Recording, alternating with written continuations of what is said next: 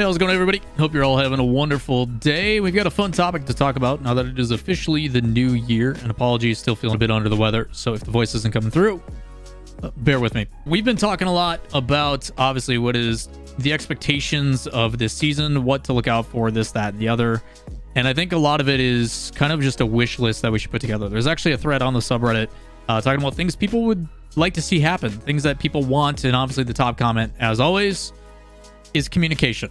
I think we can all agree with that, in particular about the number one thing that people want for the future of RLCS and just Rocket League in general is communication from the developer, and that's kind of where this conversation stems. They talk about how at the beginning, hey, RLCS start end of January 2024. It's probably, in my assumption, you're going to go on until September time for the World Championship, and then another 3-month off season, which is what we're going through right now.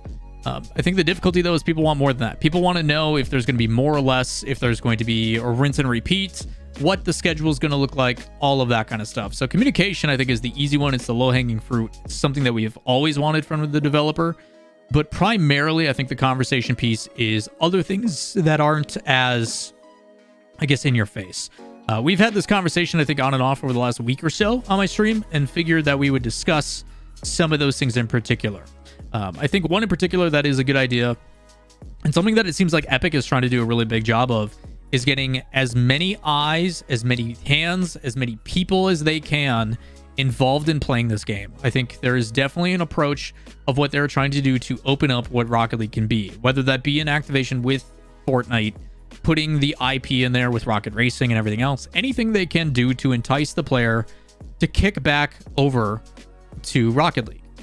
As for RLCS, I think ways you can do that is by making it more accessible, not in the sense of a 3v3 and stuff like that, but building out the ecosystem of what we've come to be used to when it comes to RLCS. And I think there's a couple ways they can do this. One of them in particular we're talking about is actually show matches. The ideology of this entire offseason has pretty much been ran by community tournaments. The fact of matter is that Psyonix during the offseason goes kind of quiet so they can focus on and rebalance and come back to things.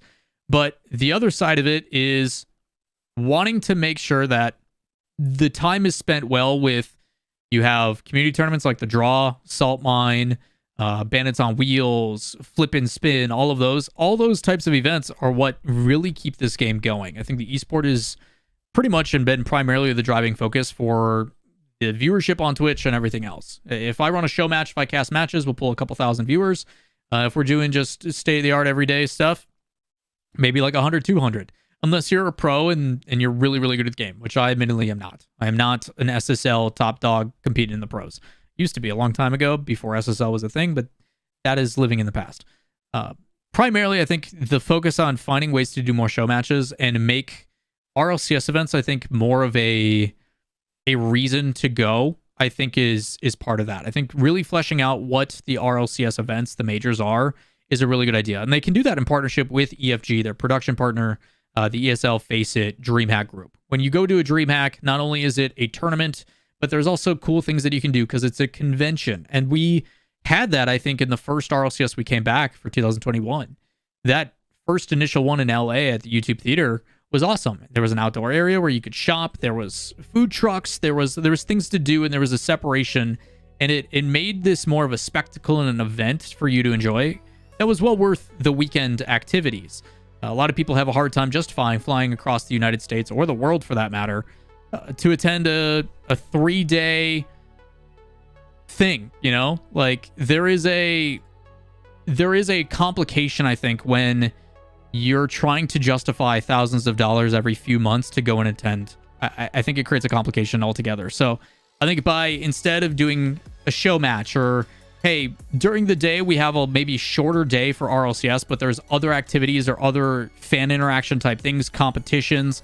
As someone who watches a ton of traditional sports, you see the in-arena host type mentality where they have a host that spends a lot of time interacting with the fans, doing interviews, making sure that they feel part of the show, which is an experience that you can only get if you attend in person. And I think finding ways for them to really tune into that, I think would make a really big difference. And it, I think, would actually have quite a bit of a return and incentivize the reason of why people want to be more invested or involved in this game, because that, I wouldn't say has like plateaued, but it definitely isn't going up. So I think finding new and unique ways to emphasize that, and you did get to see a much better and a much higher level of production quality last year. I did talk to the production team and stuff, and they got a little bit more freedom, which was awesome to see, and it really paid off. World Championship, they did some really cool production assets. Even in San Diego, you know, you're seeing a lot of, I think, really cool things that I think overall just provide a really good opportunity when it comes to, if I'm spending a ton of money to attend this thing in person, I want to be able to have a full-blown emphasis of it, an experience that I can take back and be like, yo, we got to do this, we saw this thing. Same thing when you go on vacation, you have events that you go to and attend. And while going to an RLCS is awesome, 18 hours of Rocket League 3 days in a row is a lot. It's a lot. So trying to find other things I think is really important. On the outside of that, I think with show matches, you know, finding ways to do the 1v1s. I don't think the freestyle event went as well, but there is ways that they could showcase, I think, cool and unique things that they're working on. Like, I look back to season 1 of RLCS where they announced they announced Rumble and the response and all that kind of stuff.